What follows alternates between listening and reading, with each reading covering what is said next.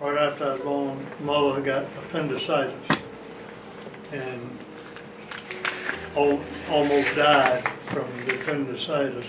So we were in the hospital for about a week, and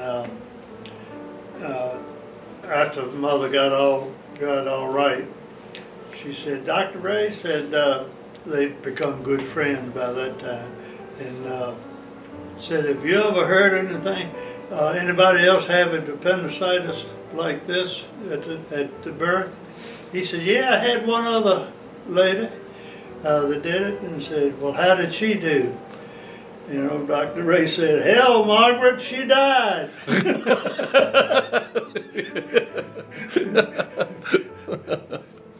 You know, this morning I went back and looked up that article I wrote about you all back in, I think it was 2007, in the Orange Review. And I've never forgotten this story that you told me. But I'm going back to your ancestors now.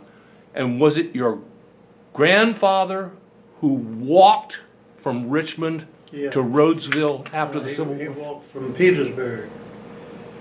He worked at Libby Prison in Richmond, and they were marching prisoners south down, I don't know, but they were going through Petersburg, and they got the news that the war was over, and he walked from Petersburg to Rhodesville, where his family lived, and nobody had anything. There were no fences, no bonds, everything been burned, and every now and then they'd find somebody that could give him a little something to eat so he could make it a little further. And he, like I say, he finally made it all the way back to Rhodesville, and he said he was so weak that there was a fellow had a horse and a wagon. The horse was so poor, and that the man couldn't ride in the wagon because the horse, it would wear the horse out so bad, and he walked along beside the wagon, he wouldn't let Grandpa get on the wagon because it's too much for the horse, but he let him lean on it, and they'd walk several miles, and but that's just how tough things were back then. Oh my God. Yeah. Good.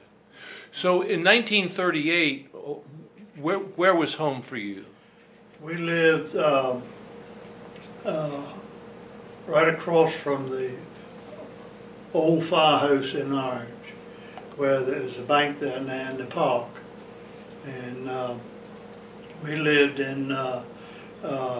Mother had a flower shop, you know, one of the big glass, went out to the main street, and we lived there, and right next door was Bill and Grimes, and his wife started Grimes School, and the first couple of years was in the house next to us, and Bill Grimes, that was Emily's husband. He was he worked for the telephone company, or Vepco, which one was it? But anyway, did the telephone poles, and he was quite a character.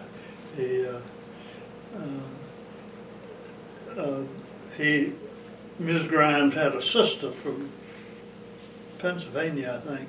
He used to come down, and she'd call me Jonathan. Oh, Jonathan. And Bill Grimes couldn't stand her, and he told her to go home, and she of course didn't do it. So he got his shotgun, and we were sitting in the house one day, and boom, boom, and Daddy went running over there and wouldn't let us come, and he had gone up, he'd gotten drunk and gone up in her room that she was staying in and shot her 2 shoes. She left right after that. But we had a school upstairs, Ms. Holliday had it. And I think Frank Walker went there. I'm pretty sure. I know Bill Speeden went to school there. And during the war, Bill Speeden's mother, upstairs of the firehouse, there was they had a place where they made bandages for send over for war, for the war, and Miss Speeden ran that for the Red Cross, and I remember she would, every time she'd get a break, she'd come over and talk with my mother. They became real good friends, and that was her relaxation, was coming across the street and then going back, and but that's where they made the bandages for the Red Cross. It was over top of that. Now, you were a small child at Yeah. this time. Yeah. Yeah. I was 10 years old when I moved here, so I was less than 10. Oh, so, yes, so you said that you moved into this current house in 1948, so Yeah. you're 10 years old, right? So, So you have memories of that era of World War II and the main, I can remember the soldiers getting off a train, either coming for, they'd get maybe a month off or something like that, and a lot of them would come up to my mother's flower shop, and mother would call. She knew the families and because she was born, both of my parents were born in the lower part of the county, and St. Just and Roseville. And she would call somebody in that neighborhood and tell them to go see so-and-so and tell them their son is here. Mm-hmm. And the people would come in and pick them up.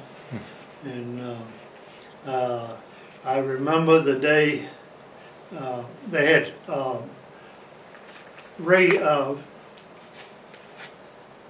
sirens going. They had, what do you call them? air raid. Air raids. And I can remember those. They'd have them every 3 or 4 weeks, a month or two. And us little kids just scared to death. And they say the reason they had them in Orange was that the railroad, divides in Orange. One goes to Gordonsville, one goes to Barbersville. And where they came together, they figured that if Germany ever got here, that would be one of the places they would bomb, because it'd take care of 2 railroads with one shot.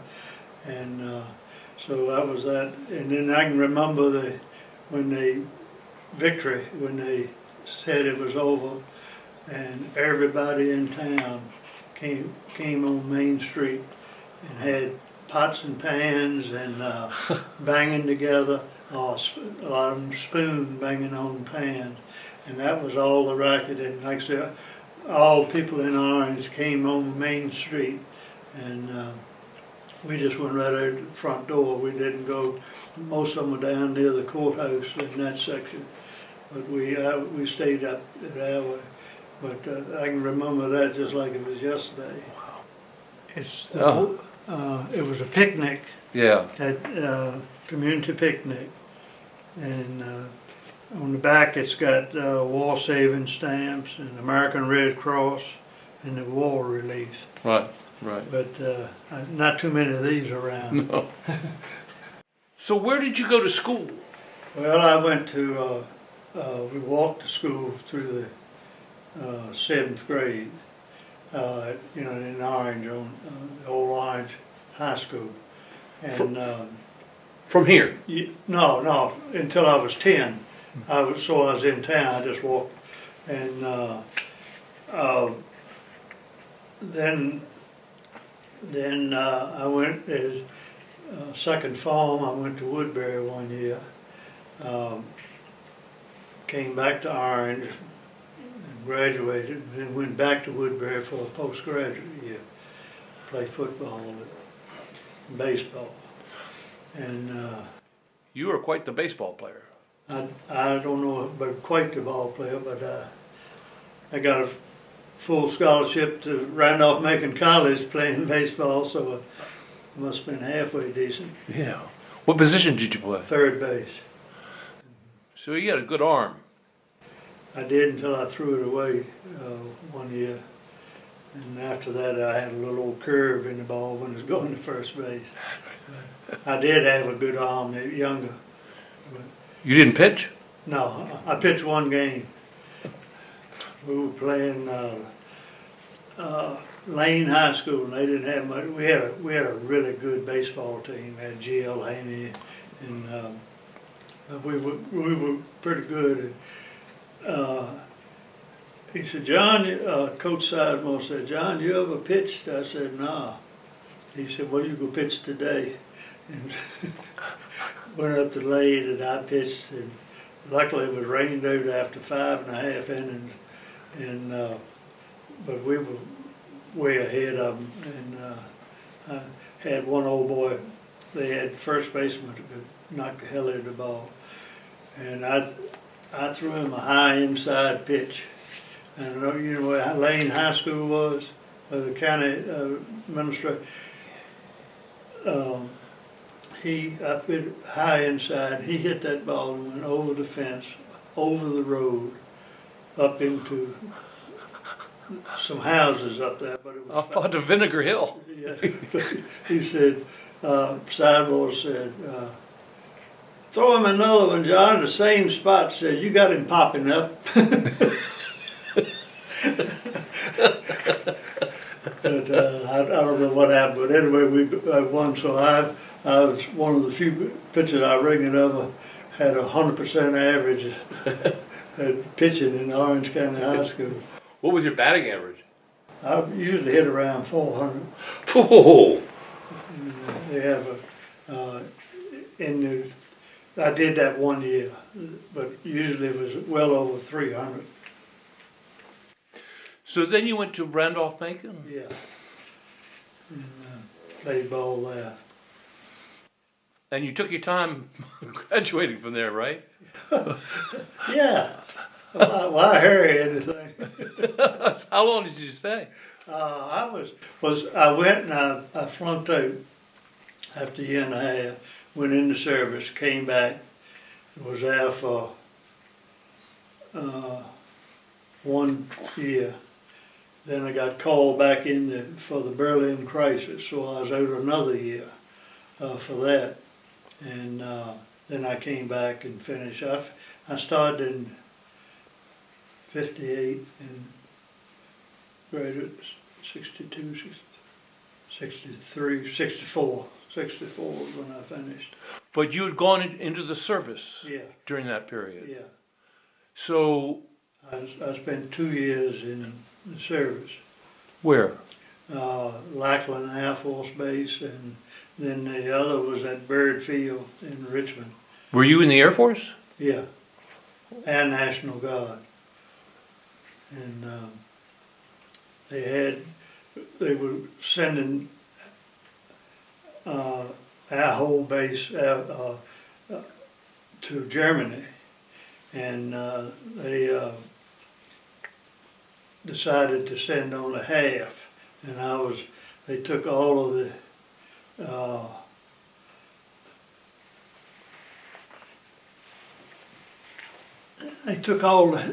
married men. I think it looked that way, and sent them and left the other half here in Richmond. So I never did get to go over to France. So you weren't married yet? No. Right. But what did you do in the Air Force? I was an air policeman. Don't I look like a good policeman? So that's basically a military policeman? Yeah. An MP for the Air Force? Yeah. Wow. We were AP. I was called back before I graduated. I was out for a year and then came back for 1 year at college and at Randolph-Macon, and then that's when I finished. And then after that, what happened? I got married, and came back to Orange and went in bought a sporting goods shop from V.P. Hess and Mark Andrews. And that was in that little building You know where Guild Hardware is, where Faye's Office Supply was in there at one time. That's where it was. Right.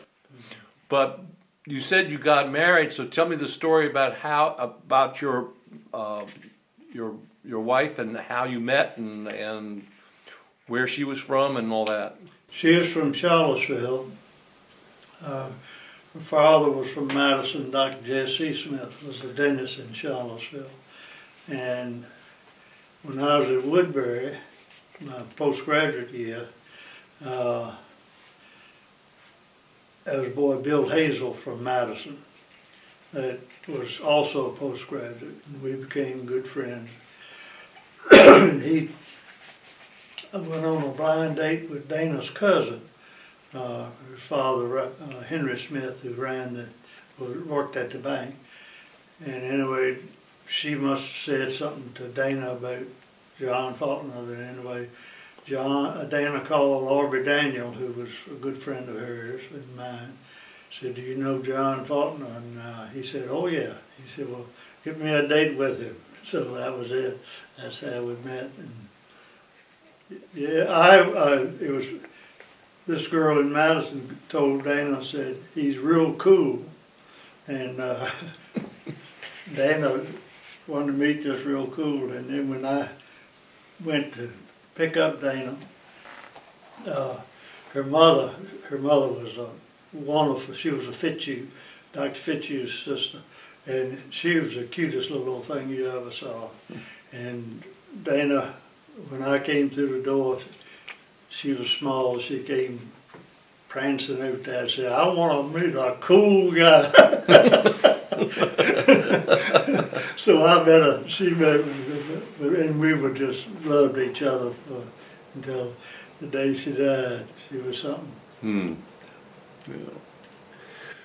So you bought the sporting goods shop. Yeah. On Main Street. Yeah. And then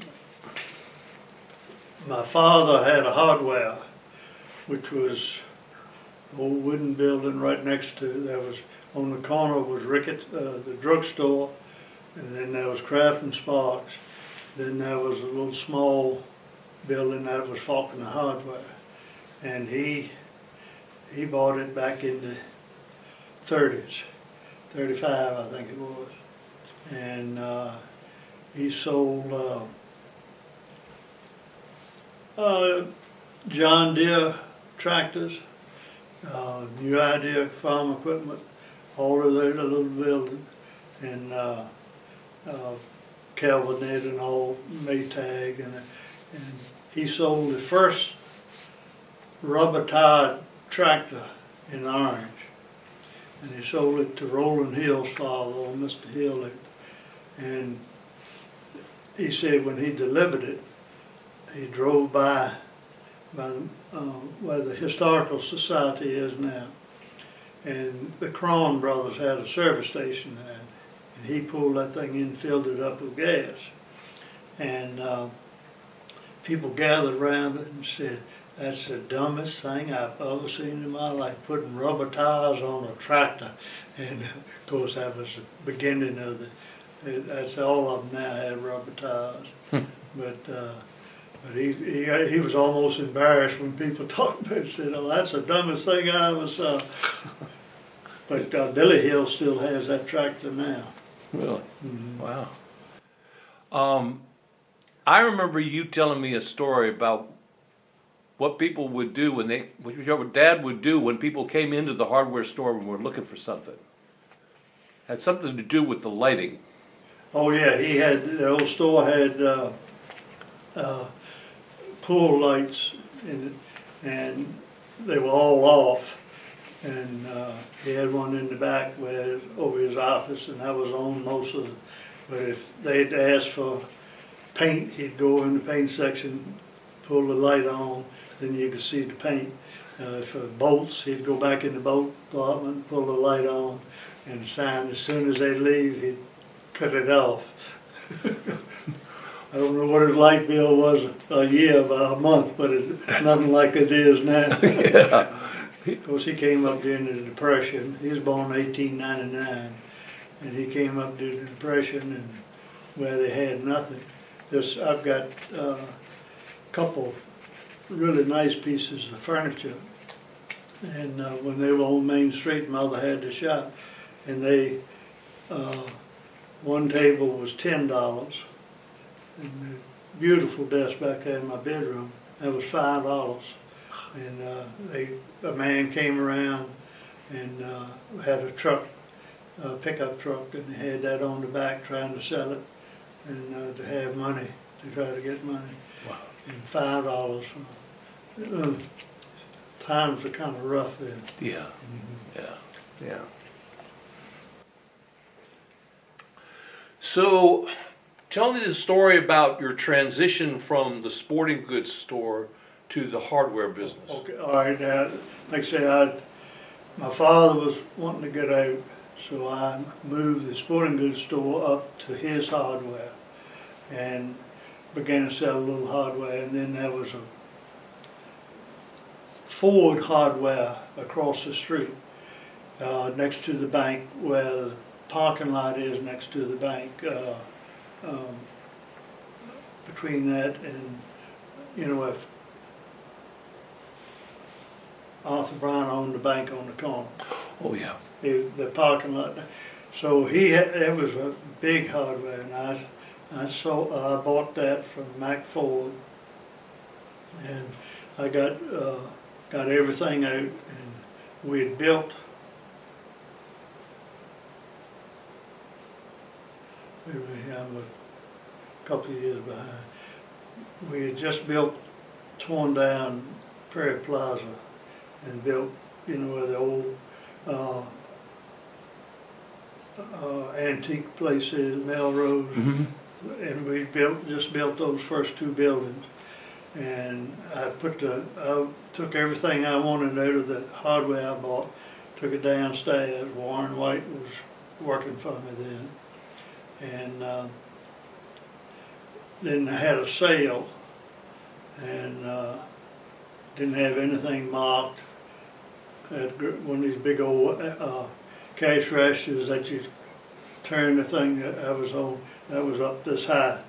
And people came in there, flocked in. And I, like I said, had nothing. All I'd do is I'd price it when they'd come out. They'd come out with something, and they'd buy it, and I'd stick the money in the cash register. And hadn't been an hour or two gone, a fella came in, bought the cash register.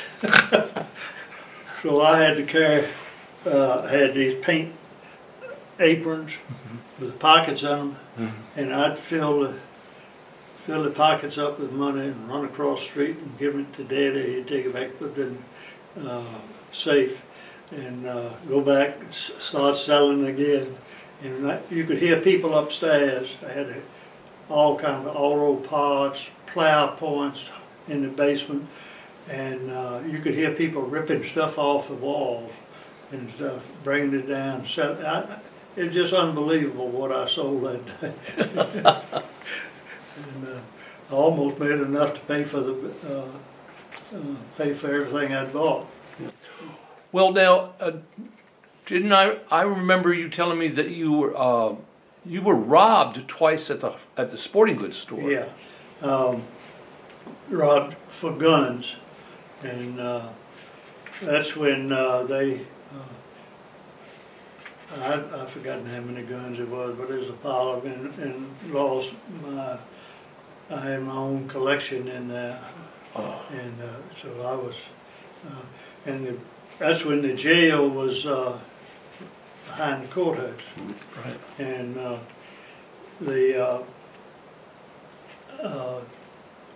one person was in jail, saw him coming. He never did call the police or anything. But I can remember calling the police. I can remember back when we were young, they had 3 lights in Orange. They were just regular bulbs on the street. Had one up that Guild Hardware, one where May Rudisill was right where you they've torn that down now for the bypass. And there was one up by the theater, Orange Theater. And if somebody wanted to call the police for some reason, they'd call the operator, who was in the C&P telephone company. Office building was right behind the firehouse. And the girl would say, we need somebody, our policeman, so and so. She would cut those lights on. And then the policeman that was walking the town, he'd see a light on, so he'd go to the courthouse. And they would tell him where they needed to go. Nobody had a radio or anything. And think of what they got now. But it'd take a while sometimes to get there. So gradually you, that got you out of the sporting goods business. Well, I stayed in that hardware and sporting goods, but not as, it got me, like I say, after I'd been robbed the second time, same thing, I just decided to get rid of that. Mm-hmm. And I also felt, my father sold a pistol to a girl legally, and this was before I went in. And she went over to the courthouse, right behind the courthouse, and shot herself in that parking lot there. And that always worried me about selling a gun to somebody that I thought was all right, but you never know. Yeah. And so I got out of the gun business, and then I carried, some sporting goods, bats and balls and basketballs and that sort of baseball shoes and all of that, but mostly hardware after that. Yeah. What did you do for fun in those days? I farmed, and I hunted. I loved to grouse hunt or quail hunt years ago. Then there were got no quail, and then I started grouse hunting with a fellow Reed Jones, the damnest character that's ever been around here. Mm-hmm. He had Manly Jones and George Jones, and can't remember. I know the name now, but anyway, he worked for the sheriff's sisters, and then he took care of the horses, and then he came from there and worked for China Carter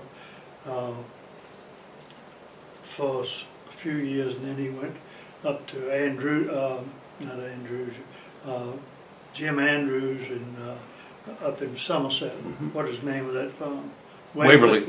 He went to Waverly, and that's where he died when he was there. But he was a character. He was from Rappahannock County. And, he could tell the tale, and you better damn sight believe it, even though you knew it was a lie.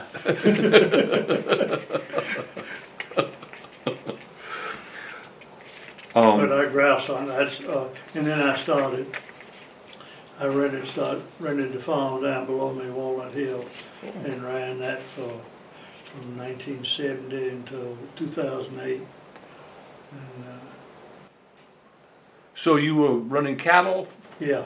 Mm-hmm. At Pole Herefords, and I just loved doing that. Loved cutting hay, loved making hay, but I never did make a whole lot of money in it, but I enjoyed doing it. Mm. And then I took up golf about 2008, and I said, well, I can't do this and farm too, so I sold my cows. And then for a while there, you were golfing every day. Yeah. Really enjoyed it. Got all my old buddies are gone that I played with, not playing now, and so it's harder for me to get out there now than it used to be. So when did you all you and Dana start having children? Right after we were married, and when Johnny, my son, first son, was born, he had asthma real bad and had trouble breathing, and she was pregnant, so she took him with her to get a checkup with old Dr. Birdsong, and she called me and said, we just lost a child. So I was speechless, I couldn't say anything. And I thought she was talking about Johnny, but she had a miscarriage. Oh. And she, and I didn't answer her, and she said, I had a miscarriage. And I said, thank God. But like I said, that just floored me, thinking that it was my son. Right, of course. Yeah. And then Conway came. And then Conway came. She didn't miscarry. Full force. Yeah. So that was the end of our child, two we had. Mm-hmm. And then she got arthritis so bad. Dana did. Yeah. Yes, I remember. Yeah, she was and then she's diabetic also. She took 4 or 5 shots a day, and her hands, they got to she hurt all over. Oh. It was just unbelievable. Oh. One night, Christmas, she always had to do her share plus a little bit more, and she didn't get to bed Christmas Eve until about 11 o'clock. She'd been up doing, fixing everything for the kids, and got in bed and just about to sleep, and all of a sudden she screamed, and I was scared the hell out of me. And what's wrong? She said it felt like somebody just took a knife and stuck it in the shoulder, and that was the beginning of the arthritis. It went from that and went all over. Oh. So she suffered from 28 until the day she died. Age 28? Yeah, that's when it started. The arthritis started on. And how old was she when she died? 70, 75. Oh. Oh. 70. No, she was 70. Mm-hmm. Yeah, and she, like I said, she suffered. I mean, suffered all every day. See her just ball up in a knot in a chair, never say a word. She was so tough, she wouldn't never complain. Wow. She liked to party too. Oh yeah. Mm-hmm. She loved to give a party and loved to go to a party. Right. Mm-hmm. And would be the last one to leave. Mm-hmm. You left her. She, like I said, she loved to go, and and loved to entertain. She'd rather throw a party than anything. Yeah. Since she died, you seem to have adapted well. Yeah, here by myself. If it wasn't for my children, I don't know what I'd do. But they look after me, make sure medicine's right and this is right. But like I said, she'd been in the nursing home for 2 years, a little over 2 years. So you kind of got used to it. And I moved out here on the farm then. And we lived in town on Landon Lane. So, but like I said, this is where I was raised here. I wasn't born here. Mm-hmm. But, I love it out here. Yeah. Beautiful view. Right. And you don't even know anybody else is around. Mm-hmm. Going back to the hardware store, I remember at one point I think you all had as many as 25 employees. I don't think we had that many, but we had I used to love the old people that had retired. There's a picture in the paper there of they retired and come and work part-time at old Jack Jones. I don't know if you remember him. Cal Kane, he was executive with Sears Roebuck, returned, lived down in Lower Part of the game. Warren White, Otis Southern, let me see, Pete Furr used to be a guy, Pete Furr, that worked. William Algebright, all of them, they loved the customers and the customers loved them. And they, like I said, they were, the bulk of them were glad to have something to do. And they loved the customers. And like I said,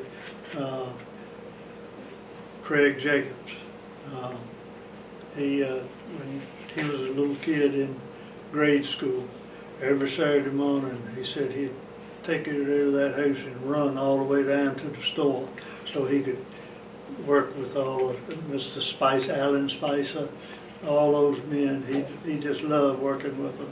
Wow. And Craig came in, he started working in the store, and he was good with the customers and all. And he just could reach up into the cash register. So he started waiting on customers and making change and all that. And I asked him, I said, Craig, I said, have you thought about getting paid? He said, I wondered how long it would take you to get around to that. And he worked for me all the way through school, and wonderful, wonderful work. But he, like I say, he said the reason he never drank or smoked. I had a fellow work, Alan Spicer, who was way up in age, and he was just as agile and just like a young kid, and could skip rope and all, just do anything. And hands. And Craig said, "What do you attribute that to?" He said, "Craig, I never smoked a cigarette and I never took a drink." And Craig never has from that day. Never touched either one. Huh. So, remember Ben and G. Plum?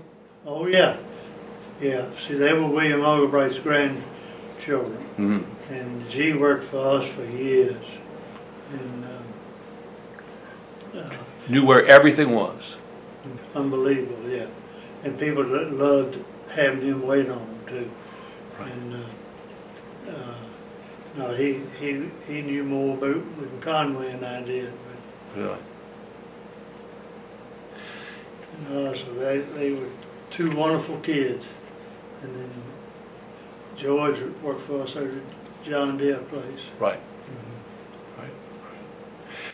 And you must have been very proud of your own son and daughter coming back. Mm-hmm. And I was, and of course that's what you kind of dream of happening, but it doesn't always happen that way. And like I say, with them here, I don't know, it makes life a whole lot easier, I can tell you that. Mm-hmm. And they look after me and make it a whole lot easier for me, I know that. Medications in particular, because they make sure I go to the right doctor at the right time. Right. And they go with me in most time, and they can tell me what he said, because I forget before I get out of the office what they told me to do. Right. I remember you could find everything in that store, hardware store. Yeah. And we had a lot of, I just like the fact of the young people that came in and would work through high school. And I remember one of them, I was selling sporting goods then as well, and I sold a bunch of stuff to Culpeper High School. And we were busy, and I had this young boy, he was working, and I said, "Can you drive this stuff to Culpeper?" I was busy, and I said, "I need to get over this afternoon." He said, "Yeah."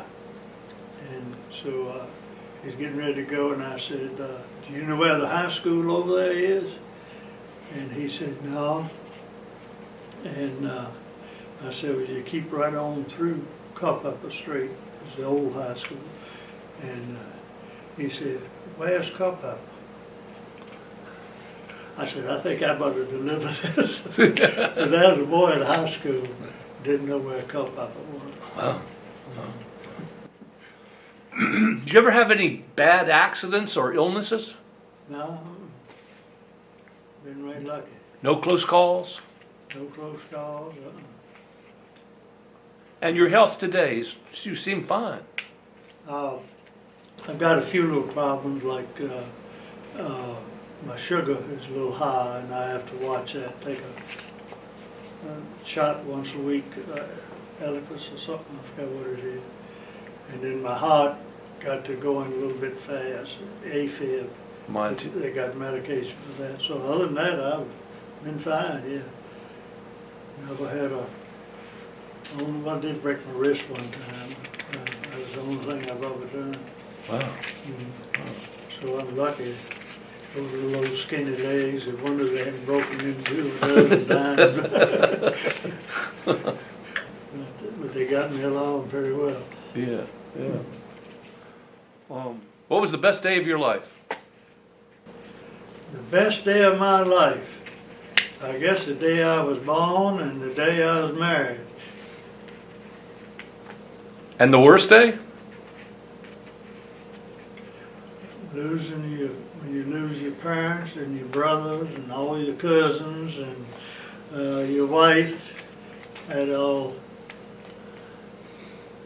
I was first cousins on the Faulconer side. I was number 30, and then of course they all had wives and husbands. And I'm the only one left. Kind of still got first cousins once removed, but all of the regular first cousins are gone. And your brother? And my brother and my sister. Wow. Yeah. So I miss them, but Yeah. that's life. Yeah. And I always ask this of people I do these interviews with, is that, we kind of close on this one question. It's like, what words of advice would you give the younger generation today? What scares me more about today is the hatred that's out there. If you don't agree with somebody, if they're a Republican, you're a Democrat, they hate each other, and it's in government, it's in, actually, my advice is, let's live together, enjoy life. And that's one thing I've always tried to do, is enjoy it. Might not be the best in the world or doing this or that, but enjoy doing it anyway, and make the best of things.